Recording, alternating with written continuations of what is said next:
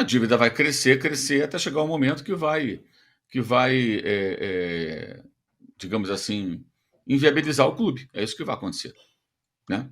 A dívida cresce, cresce, cresce, vai chegar uma hora que vai ficar inviável. O clube vai ter dificuldade para fazer qualquer tipo de manobra financeira. Acho que é para isso que estão caminhando. Afinal de contas, já são aí mais de 2,2 bilhões, segundo um balancete que já tem meses, né? De lá para cá, mais contratações foram feitas. Isso significa que mais dívidas foram contraídas. Então, essa dívida já deve estar no valor aí acima disso. Não se sabe qual é o número exato ainda. E diante de um cenário como esse, a tendência é o clube ficar inviável em algum momento. Vai fazer o quê? Vai entrar em recuperação judicial? Vai fazer o quê? Aí não sei. Mas é o que estão conseguindo fazer. Um clube com potencial do Corinthians, hein? Potencial que tem de arrecadação, de mobilização de sua torcida. O Corinthians tem condições de produzir o próprio remédio para a sua doença, mas prefere continuar investindo no quê? Em cavar o buraco cada vez mais fundo. Lembrando, né, o Corinthians tem uma arrecadação gigantesca, né, de 1 bilhão, né, Perrone? Uma arrecadação bate ali na casa de 1 bilhão, né, previsão. Cerca de 1 bilhão, ou batendo e passando um pouquinho de 1 bilhão. Essa é a previsão. Só que o problema é que os gastos continuam altíssimos, eles não conseguem controlar isso. E toda a diretoria que assume fala, o Duílio falou que o campeonato dele era pagar dívida e tal, o Duílio, aí tem uma divergência da atual diretoria com a anterior sobre redução ou não de dívida, né? Cada um, porque eu calculo desse jeito, outro calculo do outro jeito, mas a gente vê, né, pelo preço da folha salarial, que em nenhum momento tomaram essa medida drástica de redução, né, e em nenhum momento chegaram e encararam a realidade como ela é. Ô, Casão, dessa turma toda que eu falei, vou repetir aqui, dos caras que foram contratados pelo Corinthians. Então temos aí Hugo Souza, Alex Santana, André Ramalho, Charles, Thales Magno, José Martinez, Hector Hernandes, sem contar aí essa tentativa, ou essa, sei lá, sondagem ao Depay. Dessa turma toda, vamos contar, vai, com a outra janela do começo do ano, os que valeram mesmo por enquanto, acho que foram o Hugo Souza, parece, e o Garro, né? Que mais? Não, eu acho que o Thales Magno tá valendo, pelo menos inicialmente, num curto espaço de tempo, tá valendo, né? Eu acho que o André Ramalho também está valendo num primeiro momento. O Charles é um jogador aguerrido, brigador. Eu acho que está valendo também num primeiro momento. Tem que ver a longo prazo. O único que está valendo a longo prazo, os únicos que estão valendo a longo prazo, de verdade, é o Garro e o Hugo. Apesar de ele ter chegado há pouco tempo, você vê potencial para ele se manter a longo prazo do mesmo jeito. Ele não vai garantir sozinho que o Corinthians saia da zona de rebaixamento e não caia. Mas ele vai fazer que nem o Cássio fazia, manter sempre o Corinthians vivo. É um goleiro que vai manter o Corinthians vivo. E o Garro é um jogador que pode desequilibrar a qualquer momento. Só tem um problema, que é um detalhe muito interessante. O Garro, ele é o segundo jogador em participação de jogada de gol no campeonato. O Garro é o segundo. Mas em assistência, ele não tem 4. Por quê? Por que isso? Porque a assistência só vale quando o cara faz o gol. Então ele cria a jogada e os atacantes do Corinthians perdem o gol. Então não entra na estatística assistência do Garro, mas entra passe para gol. Então no passe para gol o cara tá lá em cima. Mas na assistência não, porque ele não tem companheiro tecnicamente suficiente para finalizar direito as bolas que ele cria. Então o Garro é o melhor jogador do Corinthians, disparado, e é um dos melhores jogadores do campeonato, o Garro. O Garro tá fazendo milagre no Corinthians, cara. O Garro tá fazendo milagre no Corinthians.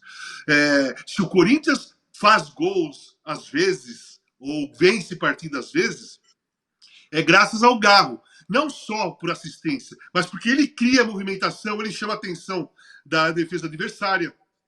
O adversário, quando um treinador vai dar a preleção para jogar contra o Corinthians, eu tenho certeza que a preocupação dele é o Garro. Não deixa pegar na bola, não deixa ele pensar, tem que marcar perto. Todo mundo se preocupa com ele. né? Porque realmente é um jogador que pode fazer a diferença. Só que, cara, ele também está na mesma situação que o Hugo. Ele sozinho não vai salvar o Corinthians do rebaixamento, nem vai tirar da zona, nem da zona do rebaixamento. Ele vai manter o Corinthians vivo. O Hugo e o Gago, eles conseguem manter o Corinthians vivo no campeonato. Mas se não tiver jogadores que façam gols, e não é um montão de gols, não é um montão de gols, porque está faltando pouco para jogar para o campeonato acabar. O Corinthians precisa de um jogador que faça gol de peso, gol que dê vitória, tipo o Romero fez domingo, né? O Corinthians contratou 3 centroavantes, 3 atacantes, né? E quem decide o jogo é o Romero, né? Que está aí faz tempo, é o Romero, né? O Romero ele tem vários defeitos como jogador, não é aquele que de alta qualidade técnica. Quando ele está com moral, ele faz jogadas importantes, mas quando ele não faz gol, ele fica meio sumido. Mas ele é indiscutivelmente um cara que faz gol de peso.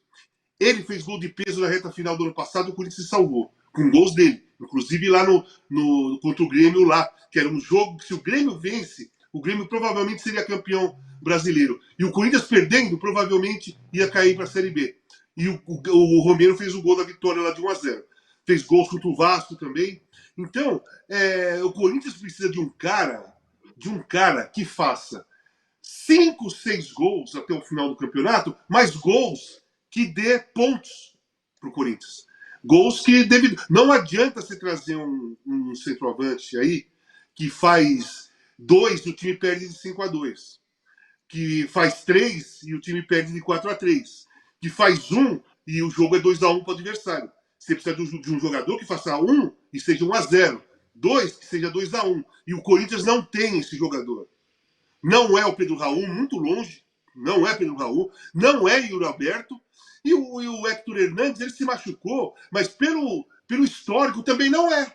Entendeu? Então o Corinthians, você vai contratar o Depay, que é um excelente jogador, mas eu concordo com o Mauro, não é um jogador que é fazedor de gols ou fazedor de gols de peso. É um jogador, bom jogador, é jovem ainda, 30 anos, deve ter mercado aí para ir para outro time, para ficar na Europa e tal, mas o Corinthians está precisando de um cara. Faz tempo que eu estou dando um exemplo. Não dá para contratar esse jogador, porque o time não vai vender. Mas o Corinthians precisava de um jogador do estilo do Veguete. É esse jogador que o Corinthians precisa. Que a bola cai dentro da área, ele mete o gol. Que a bola bate um no outro, sobra, ele faz o gol. Que ele pula com a cabeça no chão para fazer o gol. Sabe? O Veguete, o Veguete é um atacante que faz gols de peso, mas ele não é tecnicamente maravilhoso. Não é aquele jogador que plasticamente você morre de amores para assistir, mas é o centroavante que faz gol de peso. Ele faz gol de peso. O Corinthians precisava de um cara desse estilo aí. O Fernando César dá uma ideia aqui no nosso chat, fala, o âncora para mim, fala pro Casão voltar ele pro Corinthians para ele resolver a situação ali, mas já foi o tempo do Casão. Eu só vou dar uma notícia. Ele conseguia. Uma notícia assim, só para responder. Daqui a pouquinho, daqui a alguns dias ou algum mês, eu vou fazer uma prótese no joelho. Então, eu já respondi a pergunta, né? Depois que eu fizer a prótese, eu vou poder caminhar no Ibirapuera. Eu não estou pensando em correr. Eu quero caminhar sem dor. É questão de tempo. Depois dessa prótese, você vai voltar. Então, aguardem. Voltar a caminhar sem dor. Tá certo. Eu tenho dor 24 horas por dia. Minha qualidade de vida, por causa do meu joelho, é horrível. Já faz... E esse ano piorou muito. Foi piorando. Esse ano piorou demais. É dor 24 horas por dia, mesmo parado. Rapaz, que dureza. Bom, Corinthians deve contratar o Depay? Pergunta a nossa enquete. Sim, é o goleador que falta, 25%. Não, tem que pagar o que deve, 48%. E não vem, vai ser o novo Drogba, 27%. Diz aqui a nossa enquete por enquanto. A gente pediu 1.000 likes para começar. Já passamos, já estamos com 1.100, então dá para chegar em 1.500 aí. Tirone, deixa eu falar só uma coisa. Essas pessoas que estão votando aí, que falam sim, ele é o goleador que faltava. Gente, vai ver o histórico do cara. Vocês estão falando da boca para fora, vocês estão falando sem conhecimento. Ele não é o goleador que vocês estão falando que é. Ele é aquele cara de movimentação, o cara driblador, o cara que briga, o cara que sai para um lado, sai para o outro. Ele cria espaço para o goleador que falta. Ele era um jogador que criaria espaço, pelo modo dele jogar, para o goleador que está faltando. Sim, exatamente. O Mauro tinha falado também sobre isso, né? Não é exatamente um fazedor de gol e tudo É mais. isso.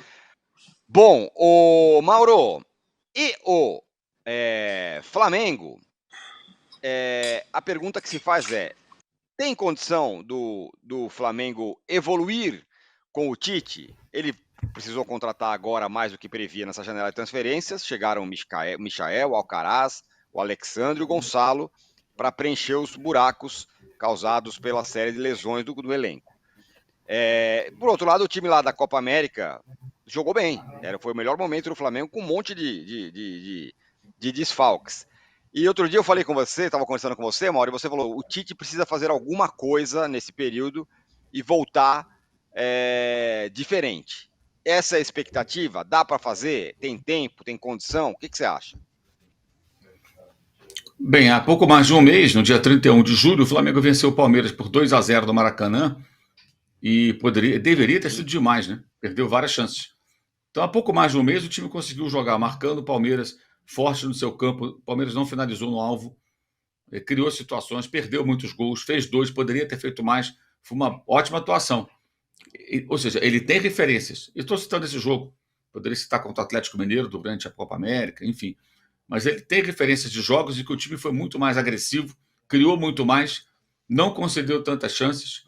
E como retomar isso? Acho que esse é o desafio dele. Ele precisa fazer alguma coisa rapidamente. Ele tem agora esse tempo para estudar, pensar, planejar, mesmo sem poder treinar com todos os jogadores, porque tem jogador que está em seleção, tem jogador que está machucado, mas dá para começar a projetar o time contra o Bahia na quinta-feira, daqui a 9 dias, daqui a 8 dias, né? Na volta da Copa do Brasil. Na sequência tem o Vasco no domingo e depois na outra quinta o Peñarol, todos os jogos do Maracanã, né? Pela Libertadores. E ele precisa fazer isso urgentemente, porque a atuação de domingo foi algo que não tem, assim, não tem perdão. Se comportar daquela maneira é algo inadmissível.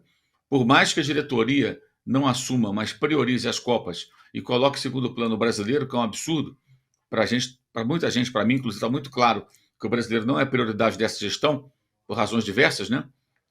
Uma delas, me parece que as eleições são competições que terminam antes. Se o Flamengo vencer uma delas, isso pode pesar nas urnas. Então, o brasileiro já termina ali em cima das eleições, né? Talvez até depois, porque nunca podemos descartar a possibilidade de terminar o brasileiro alguns dias depois, como foi ano passado, por conta de jogos remanejados, atrasados, etc.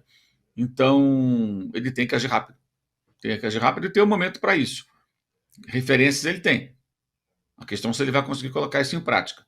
Tem desfalques, mas tem jogador que vai estar voltando de lesão, outros jogadores que chegaram agora que vão entrar em forma, os próprios contratados agora, Plata, Alcaraz, também o Plata, o Alcaraz, o Alexandre. Os 3 não estão de folga, estão treinando, né? Os demais se representam amanhã. Aliás, tem muita gente que reclama, deram folga depois daquela atuação. Gente, o jogador de futebol tem direito a uma folga semanal. Então, os clubes têm que aproveitar esses períodos de data FIFA para acertar as folgas dos caras. Semana passada, o elenco não folgou, por conta do acúmulo de jogos. Então, os caras dão uma folga da semana, uma folga atrasada, eventualmente outra, uma folga da outra semana que não vai ter folga. É isso que acontece. Os clubes são obrigados a dar essas folgas. Não tem como pegar uma chibata ali, vai treinar. Isso não existe. Tem torcedor que cobra isso. Isso não existe. Tá? Por mais que o cara jogue mal, isso não é outra história. É uma questão até trabalhista. Então, os caras estão de folga e não tem como fazer diferente. Mas esses que chegaram agora estão treinando. É uma outra situação, claro. Acabaram de chegar, né? Estão treinando durante a semana. Então, a expectativa é que ele faça alguma coisa. Até porque, como eu já falei para você antes, Tirone, eu acho que o Tite está numa situação importante e até delicada da sua carreira. Se ele fracassar com esse elenco do Flamengo, depois de ir mal em 2 Copas do Mundo com a seleção brasileira, ele vai descer algumas prateleiras na escala de relevância dos técnicos nesse mercado. Prateleiras ocupadas por brasileiros e estrangeiros. Após a Copa, ele volta ainda com prestígio, pelos trabalhos que fez no Corinthians e pelo que fez na seleção, em eliminatória e tal, que era o menos importante. Mas ele foi sempre técnico de um time equilibrado, seguro, que vencia, né? Na maioria das vezes. Tirando aquela Copa América aqui no Brasil, que foi um fiasco durante a pandemia. Mas ele vai ser questionado e vai ser colocado num outro patamar. Ele e toda a sua comissão técnica, se fracassar. Porque é inadmissível o que o Flamengo apresentou no domingo. A conduta do time, o nível de atuação, a falta de agressividade, a falta de reação depois de tomar um segundo gol, os erros absurdos cometidos pelo Davi Luiz, que permaneceu em campo até machucado no lance do segundo gol. O cara está machucado, gente. Ela passou do lado dele, não esticou a perna. Por que não saiu do campo? E por que o técnico não mandou sair imediatamente? Ou manda cair para entrar um outro, sei lá. Ainda mais no jogo que caiu tanto jogador do Corinthians, né? Se o Davi Luiz ficar 5 minutos caído, não seria nada demais naquele cenário. Mas, enfim, muitos erros. Erros individuais, coletivos e muitas digitais da comissão técnica. Então, acho que ele precisa de rápido, muito rápido, porque o futuro dele no mercado também tem jogo.